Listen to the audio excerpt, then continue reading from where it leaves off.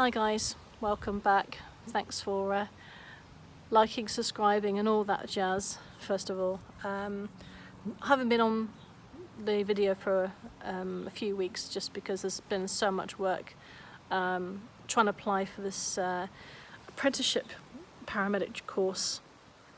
Happily to say I've gone through to the next stage, so I'm waiting to see if I've got an interview or not, but we'll see. I'm sure there's plenty of other ECAs out there in the same position. I think over 200 people have applied for it, and there's only, I think, 30 places or whatever in this area, so it's unlikely I get it, but you know, that's the reality of it. It's a very, very difficult placement to get into because it's lots of people trying for it. But anyway, I wanted to do this video today about feelings. When you do this job, you can have a whole tsunami of feelings, whether it be good, happy, exciting, nervous, angry, scared, frustrated, sad, and all these feelings are completely normal. There's something which is every human being has a right to, and it's, you know, you have the right to these feelings. When you're dealing with professionalism, when you're dealing with the general public, some of these feelings obviously should be kept under the skin, as it were, for their confidence and the professional manner in which you work. But the feelings I found very, very difficult are sadness for me personally. And the reason why I'm doing this video is last week I had a particularly sad DOA, which is a dead on arrival. We got called to a gentleman's house and we had a feeling he might be already, you know, dead already, but we didn't know. The door was open already. By, I think, the manager of the household, or you know, the accommodation or wherever they were in, and this gentleman was lie down on his bed, slightly to the side, and you can tell there was already discoloration on his mouth, and as we investigated further, there was more discoloration on his legs and his arms, where we had a lot of rigor mortis that set in as well. So he's been dead for a while. No smell or anything like that, so that didn't bother me. And I was thinking about doing this video that day, but I just, all of a sudden I had this well of sadness just flow through me, as it would naturally, I suppose. But this particular patient's surroundings made me cry. I think reason is because he had lost his wife a while back. I don't know if it's a couple of months, a couple of years, don't know. And I was looking around the house just to sort of, you know, see how he lived, and you know, see that there's food in the fridge, and you know, potentially why he died as he did. And you can't help but looking at the photographs on the walls. You know, this man's life was in his house. He had all his belongings around him. He had the memory of his wife around him. He had pictures of grandchildren, pictures of him and his wife when he was younger. He had records of his when he was in the force back in the old days. Obviously there was bills, and then there was a cup of tea on the side. There was food which was going to be made, and all of a sudden that's all stopped.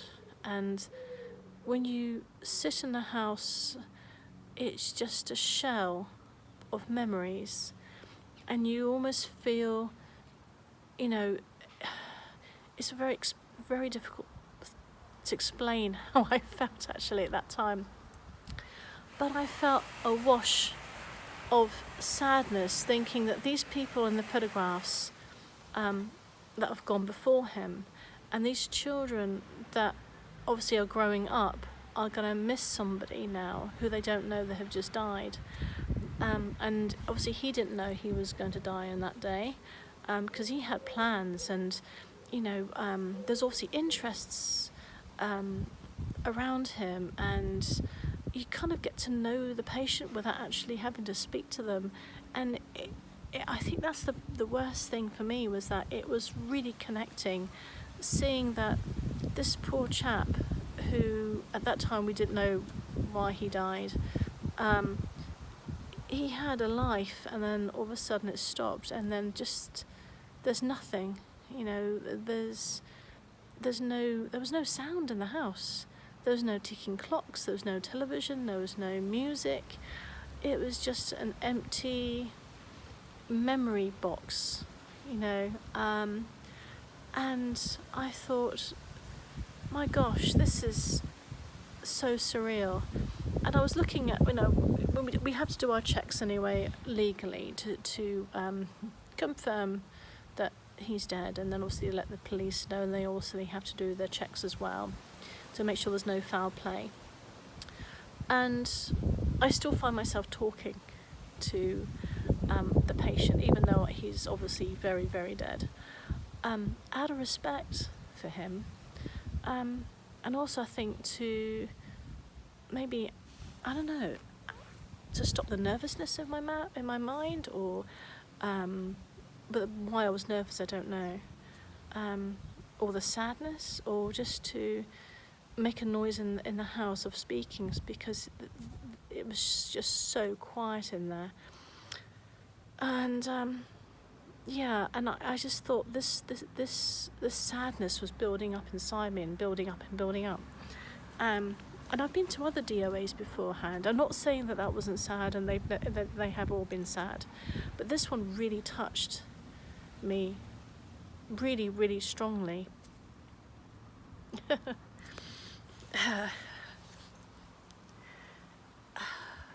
See, yeah, even now. But it's not a bad thing.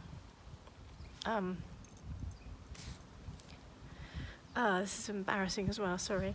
But this is not a bad thing to feel emotion, because I think you have to be emotional in some respect, because you're a human being. And if you're dealing with family around them, they will see that you're not a robot. You are a human being, and you have to be professional in the way you speak with, obviously, the friends and relatives around them, and also give a lot of obviously condolences and things. But try and keep those really strong emotions, like the tears, as best as you can back, because I think it wouldn't be good to completely blubber out in front of them. They need someone strong to have a hug, hold their hand, to be there for them. And if afterwards you need to step out for a minute, take a breath, have a cry, go back in, that's no problem. That's absolutely no problem at all. So I suppose, again, this video is about dealing with those emotions. And if you can't find a way of dealing with a certain emotion, whether it be sadness or it be frustration, anger, then talk to your crewmate first of all. That's the very first thing. Just talk to your crewmate, the person you've been working with on that shift, because obviously they are connected as well, and they understand what you're going through. And if you are somebody who's done the job for a long time, ask them how they coped. What's their coping mechanism? And if somebody, if you're working with somebody who has never done this before, or has never been in that situation before, or isn't, or maybe as green as their uniform, talk it together, have a cry together. It doesn't matter, Failing that, ask to talk to your OA. Who's the next one up? Just to say, look, I need to have some time out with anger, with frustration, with upset, with whatever, and they will give you the time to do it. Yeah. But what you don't need to do is lock it in. Emotion is a very fickle thing.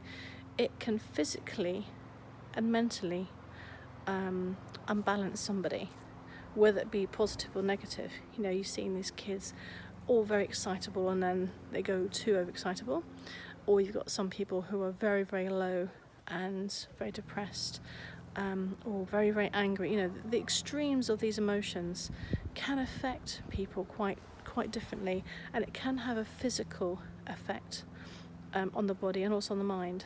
Okay. No, I'm good. I'm fine now. I'm having a little tear here on live, so I can't believe it. But that's me. I'm open-hearted. You know, I'm doing this job because I love the job.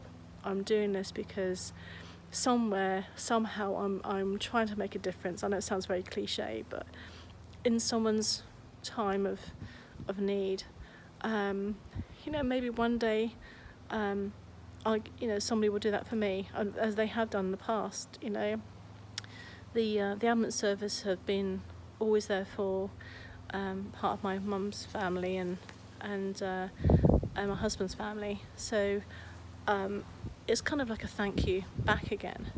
But to be part of this team who work tirelessly to try and keep people safe, or to try and do right for the few hours that we, you know, are in contact with a patient before we hand over, those little glimpses of life, those gems of memory that we see, and I keep. You know, I remember a lot of my sad ones, but I also remember a lot of my happy ones and a lot of my funny ones. But just keep top of your emotions. It's not a bad job. It can be an emotional job, but at the end of the day, the job is what you make it. I think that's the thing I'm going to let you take away from today. You know, everyone has different ideas about the job, different likes and dislikes, but it's up to you and how you cope with it. And if you can go day by day and have all these little struggles and have these ups and downs and these happies and sadness in areas, and come away and think, you know what, I've done the best I could today.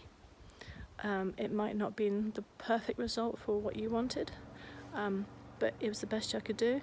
Then great, you know, that's all you can do, and that's the only thing we can ask you to do. Okay, right, I am going to get out of here, just in case it's going to start raining on, because there's big black clouds behind me, and I will catch you later. So please stay safe and drive carefully, and I'll meet you at some point on the road, I imagine most of you. Hi to the guys in Bournemouth, the new ones that just started. Hi to the ones in Poole that just started, and anywhere else around the area. Good to see you. Okay, take care. Bye bye for now.